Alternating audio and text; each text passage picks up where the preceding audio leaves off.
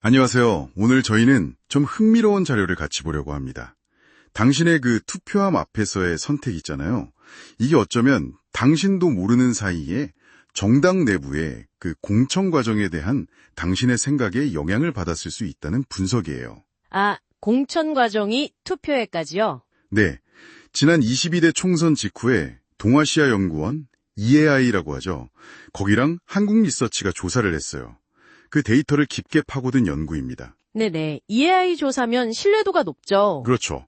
흔히 정권 심판론이다 아니면 선거 막판에 터진 이슈들 이런 거 많이 얘기하잖아요. 네, 그런 분석이 많았죠. 근데 그런 것들 너머에 이 정당의 후보자 뽑는 과정, 이 공천 자체가 당신의 최종 선택지에 얼마나 중요한 변수였을까? 그 숨겨진 연결고리를 한번 파헤쳐보자는 겁니다. 흥미로운 접근인데요. 바로 시작해볼까요? 네. 우선 다들 기억하시겠지만 22대 총선 투표율이 67%였어요. 32년 만에 최고였죠. 맞아요. 엄청 높았죠. 결과는 아시다시피 민주당 압승, 국민의힘은 참패했고 또 조국혁신당이 돌풍을 일으켰고요. 그쵸. 선거 끝나고 나서는 이종섭 전 장관 문제라든가 대파 논란, 의리대중앙 갈등 이런 게 여당 참패 원인으로 많이 꼽혔잖아요. 네, 그런 분석들이 쏟아졌었죠. 근데 시간을 조금만 앞으로, 그러니까 공천이 한창이던 때로 돌려보면요. 상황이 또 달랐어요. 바로 그 지점이 이 연구의 시작점인 것 같습니다. 아, 그때 상황이 어땠죠? 그때 민주당은 소위 친명횡재 비명횡사라는 말까지 나왔잖아요. 아, 네네. 이재명 대표 쪽은 유리하고 반대쪽은 불리하다는.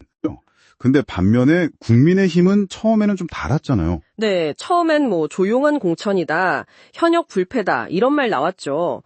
상대적으로 잡음이 없어 보였는데 근데 근본 또 시끄러워졌죠? 그렇죠. 곧 친윤 특혜 논란, 그러니까 윤석열 대통령 측근들한테 좀 유리하다는 논란하고 또 대통령이랑 한동훈 당시 비대위원장 갈등설 이게 터져 나오면서 분위기가 확 달라졌어요. 특히 그 위성정당 국민의힘의 비례대표 공천 때 갈등이 컸던 것 같아요. 맞습니다.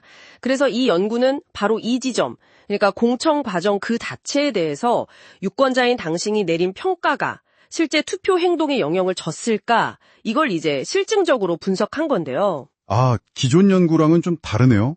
네, 기존에는 주로 공천 제도 자체에 집중했다면 이건 그 과정에 대한 당신의 인식을 본 거죠. 거의 첫 시도라고 할 수 있습니다. 실제로 그 EIA 조사에서도요, 민주당 공천 논란이나 윤한 갈등이 자기 투표에 영향을 줬다는 응답이 꽤 높았어요. 각각 43.3%, 41.2%나 됐거든요. 40%가 넘는군요.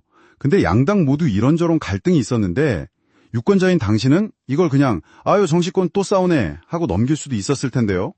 이게 진짜 표심에 영향을 미쳤다는 게 데이터로 명확히 나오나요? 네, 분석 결과는 아주 명확했습니다. 통계적으로 매우 유의미한 영향을 미쳤어요. 이렇게 부정적으로 평가한 유권자일수록 그 정당 후보나 비례정당을 찍을 확률이 독립적으로 낮아졌다는 겁니다. 와, 그러니까 정당 내부 공천에 대한 당신의 그냥 인상이나 느낌이 아니었네요. 실제 투표 결과로 딱 이어진 거군요. 생각보다 훨씬 중요한 문제였는데요. 그렇습니다. 특히 이 영향이요, 해당 정당의 핵심 지지층보다는 그 외연 유권자들한테서 더 뚜렷하게 나타났다는 점이 중요해요. 아, 핵심 지지층 말고요. 네, 그러니까 공천 과정에서 문제를 좀 일으키면 핵심 지지층은 어느 정도 지킬 수 있을지 몰라도 그 외연 확장이나 중도층 표심 잡는 데는 확실히 어려움을 겪는다 이겁니다. 그렇군요. 그리고 또 흥미로운 건 양당 공천 모두에 대해서 부정적으로 평가한 유권자들 있잖아요. 네네. 둘 다 별로였다고 생각하는 사람들. 그렇죠. 이분들은 제3지대 소수 정당을 선택할 확률이 더 높게 나타났습니다. 아, 제3지대로 갔군요. 네. 그리고 한 가지 더 주목할 점이 있는데요. 국민의힘 지지층이 민주당 지지층보다 자기 당 공천에 대한 불만 비율 자체는 훨씬 높았어요.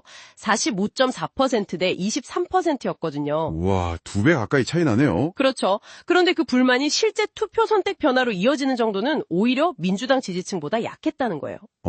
그거 왜 그럴까요? 불만은 더 많은데 행동은 덜했다. 이게 마땅한 대안이 없다고 느꼈기 때문인지 아니면 지지층 성향 자체가 다른 건지 이 부분은 좀 더 해석이 필요해 보입니다. 자, 그럼 이 모든 분석 결과를 종합해보면 당신에게 시사하는 바가 명확해 보입니다. 그쵸? 정당 내부에서 자기들끼리 하는 것 같은 그 공천 과정이 더 이상 그냥 그들만의 문제가 아니라는 거네요. 맞습니다. 유권자인 당신이 그걸 다 지켜보고 판단하고 그 평가가 선거 전체 판도에도 진짜로 영향을 미친다. 이 말이네요. 네, 공천 논란이 있어도 뭐 핵심 지지층은 어느 정도 유지될지 몰라도 더 넓은 지지를 얻으려면 공천 과정부터 신뢰를 얻어야 한다. 이런 교훈을 주는 거죠. 결국은 투명성, 공정성 이런 가치가 중요하다는 거군요. 그렇습니다. 이 분석을 좀 더 크게 보면 뭐 정당 민주주의니 공천 과정의 공정성이니 투명성이니 하는 것들이 그냥 교과서에 나오는 이론적인 얘기가 아니라는 거죠. 유권자인 당신의 인식 그리고 최종적인 정치적 선택에 직접적으로 아주 현실적으로 영향을 미치는 문제다. 이걸 강력하게 보여주는 겁니다. 네. 마지막으로 이 자료가 우리에게 던지는 아주 흥미로운 질문 하나를 남겨드리고 싶습니다. 왜 국민의힘 지지층보다 민주당 지지층이 자기 당 공천 문제에 더 민감하게 반응했을까? 그리고 그게 실제 투표 행동 변화로까지 이어질 가능성이 더 높게 나타났을까 하는 점인데요. 아, 그 지점 정말 궁금하네요. 네, 이게 각 정당 지지층의 성격이나 혹은 기대치에 대해서 뭔가 말해주는 걸까요? 한번 좀 깊이 생각해 볼 만한 지점인 것 같습니다.